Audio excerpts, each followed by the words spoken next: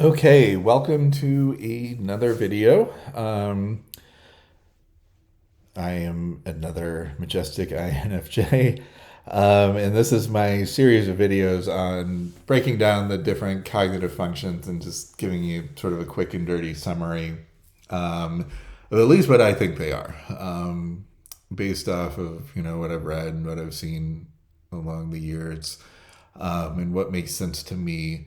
And I do have an intro video out there that sort of talks about the nuances and caveats of, trying to describe these things. And there's always going to be gaps, and it's hard to come up with a consensus, when you're engaging in discourse and trying to define something verbally. But watch that video, because I did that so I don't have to do that for each of these videos. Um, so this video, we're going to talk about introverted intuition. In some ways, my favorite, and in other ways, very hard to describe. So, INFJs, we love our introverted intuition, and this is probably going to be one of the hardest videos to do, one of the hardest things to summarize, mainly because everybody sort of has their own idea of what introverted intuition is, because a lot of people who are into this are have dominant introverted intuition, or at least very high functioning introverted intuition. And that is what introverted intuition does is that it comes up with a sort of universal rule or universal definition of something. But the way that I think about it in a nutshell, at the basic level, is introverted intuition is knowledge that is acquired without experience, right? And that could be done in a lot of different ways. But people who have, high functioning NI, a dominant second or whatever, tend to come up with their own sort of views of the world, the way they think the world really works, what something really means. And that is, in a weird sort of circular self-reflective way, what we're doing when we describe introverted intuition, because nobody has ever seen introverted intuition. You might see somebody, the behaviors of somebody who are, supposedly using the introverted intuition, but it's not really something that you can point to and say, that's it, that little thing running across the floor, that's introverted intuition. And because of that, all we're left with is just verbal descriptions of it. But we have this sort of sense of what it is. And that's your introverted intuition, working. It's being able to see around corners is one way of describing it, or reading in between the lines. Pattern recognition, being able to figure out, that there's a certain pattern going along here, and coming up with some sort of statement about the world, some sort of proposition about the world, some sort of representation of the world that isn't dependent on direct experience. It's sort of tying different chunks of experience together and coming up with a new proposition or a new representation that you didn't experience directly. So again, just the concept of introverted intuition is itself using introverted intuition to come up with the definition. So that's why it's so tough. And even Jung, I think, had a really hard time sort of describing what introverted intuition is. But he had his whole sort of collective unconscious archetype woohoo kind of stuff, where, to him, it was like there's sort of this theater, there's this other universe in every one of our minds, right? That it's just as real as the outside world. And we share this collective unconscious with all these archetypes. And when you are digging into your introverted intuition, you are pulling out these archetypes and they are giving you knowledge about the world that you did not directly experience. You're just pulling them out of the collective unconscious. So, sort of think, I like to think of it, I don't know if Jung ever used this analogy, but I like to think of it this way, where it's sort of like you have radio waves out in the world. And when you tune your radio, or in the old days when we had to tune our TVs, you would sort of pick up on the frequency that's out there, the sort of energy, the radio waves that are just floating in the air. You pick up on that when you dial in your radio. And one way I sort of think of introverted intuition in one respect is there's this collective unconscious out there, and your introverted intuition is sort of dialing in to that collective unconscious and pulling out signals like archetypes, things like that. That's kind of a loose way of thinking about how Jung framed it. Now, I think of it in much more materialistic terms. I think it's just our brains through evolution sort of developed natural instincts, the natural sort of representations about the world. Things like moms are good, moms are nurturing, and old wise men tend to, have the ability to impart knowledge on us and wisdom. Just those sort of archetypes. Big, strong guys are usually pretty protective of the group.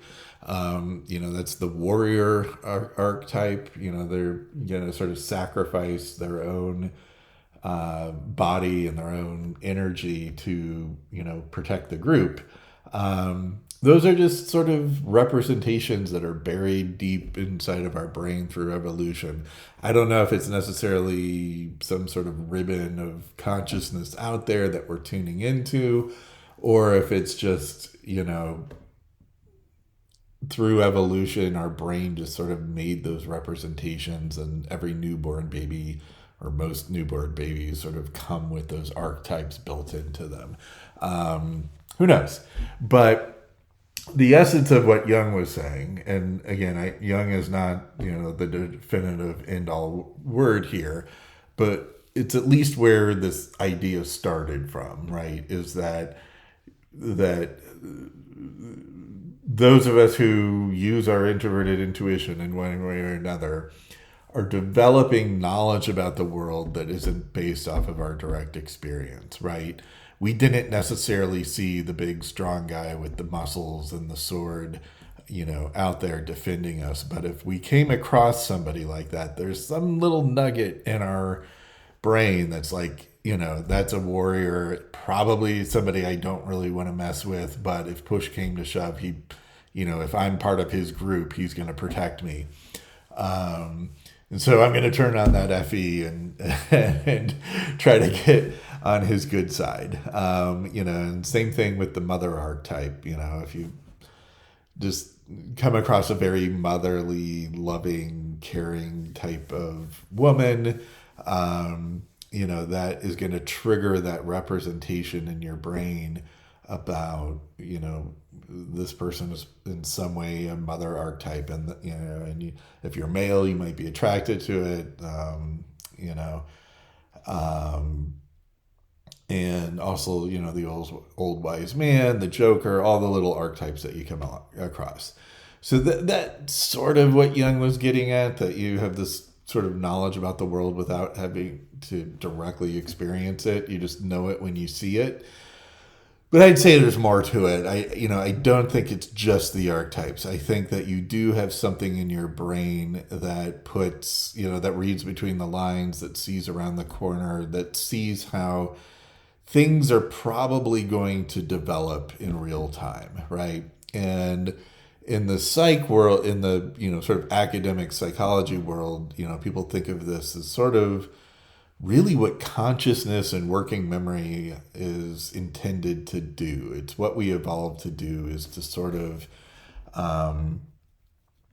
play out how different scenarios are going to unfold, right? So if I show up to a bank and I forgot, oh my God, I totally brought my gun to this bank and I forgot that I brought it. It's sitting here in my jacket coat pocket, and I pull out a gun. Like, how do you think that's going to play out, right? What do you think is going to happen? And that's sort of what consciousness does to us, right? Is it gives us this mental sketch pad to, to sort of say, given this scenario, given this context, given this set of circumstances, if I do this or if this happens, how is, what else is going to happen?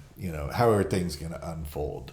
Um, now, now it starts getting a little tricky because, are we talking about extroverted intuition versus introverted intuition? Really hard to draw the line. I would say between extroverted intuition and introverted intuition, that's the hardest to really sort of draw the line, because they are sort of interplaying with each other in a weird sort of way.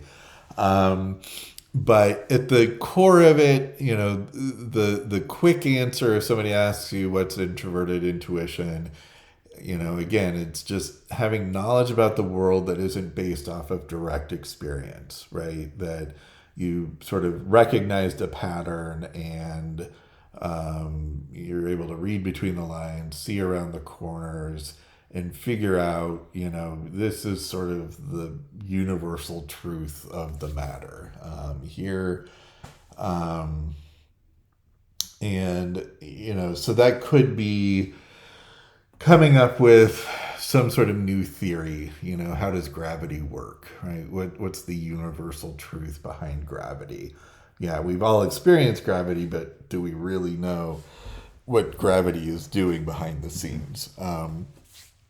On a non-experiential level, like, how is Einstein able to figure out, the theory of relativity or general relativity, or how are various people able to figure out linguistic models, how the mind acquires language, that kind of stuff, because you're not watching it in real time. You're sort of taking different points of data and putting them all together and coming up with some sort of theory about the world, some sort of explanation of the pattern of data or information that you're seeing, and you didn't directly experience it. It's not like semantic memory or SI memory type of memory where somebody told you, hey, my birthday is May 5th, and then therefore, okay, this person's birthday is May 5th because you experienced it, right?